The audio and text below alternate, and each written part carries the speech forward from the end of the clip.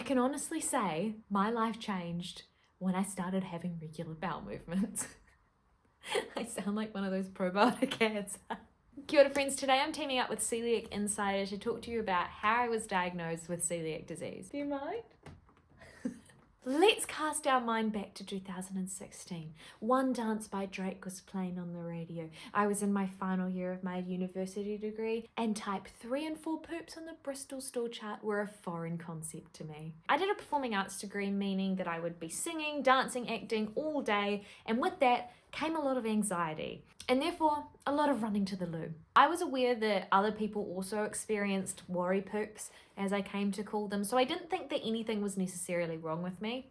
However, at this time, I was also getting extremely tired. I was bloated probably 70% of the time, and the brain fog I was experiencing, especially in my afternoon classes, was beginning to affect my work. Unfortunately, I never really discussed this in depth with anyone. Actually, I kind of assumed we were all tired because we had early morning dance classes. We all talked about how we were bloated, especially because we had to wear leotards. And honestly, I just assumed I was getting brain fog from the 4-hour acting classes because they did have the tendency to get a little tiring. Fast forward to 2018, I finished my degree, but I'm still experiencing all of those symptoms.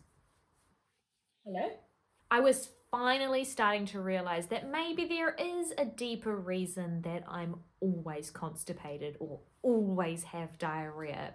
Sometimes both at the same time somehow. But of course, I didn't know anything about celiac disease apart from vaguely understanding you couldn't eat bread if you had it. So when I went to the doctor, I only mentioned my bowel movements.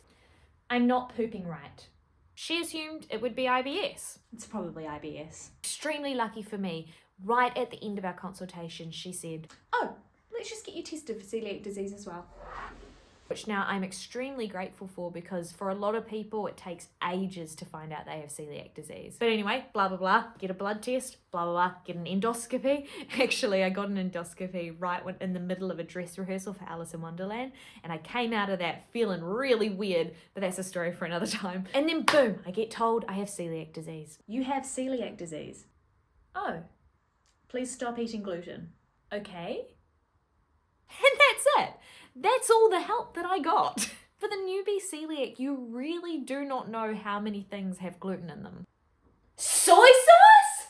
It was a super hard slog to figure it all out and not receive any support in transitioning to a gluten-free lifestyle. I do remember my final day of having gluten, and I decided that I would eat everything that I thought that I'd miss. I had Big Macs, I had croissants, Danishes, all of the baking my grandma had in her cupboard, and then I just quit it cold turkey. As the weeks went by, it really dawned on me how much I had been suffering in silence. In fact, I'd gotten so used to the symptoms that I thought they were completely normal. The first thing I noticed was my energy levels. Since going gluten-free, I literally felt like I was buzzing. I was no longer tired at 3 p.m. I felt great, didn't need any coffee, didn't need any caffeine. I was good to go. I also slept better because I wasn't bloated most of the time and just in much less pain as well because of that. And oh my gosh, if I told you how much less toilet paper I was using because of my regular bowel movements, you would honestly think I'd solved deforestation on my own.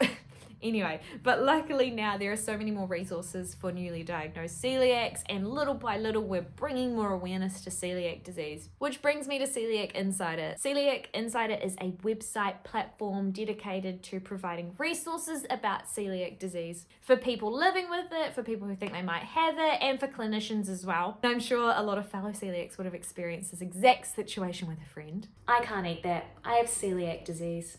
Oh, gluten actually makes me feel sick too. Now, instead of going, haha, gluten, am I right? I now say, you should seriously look into celiac disease. Here's a helpful website.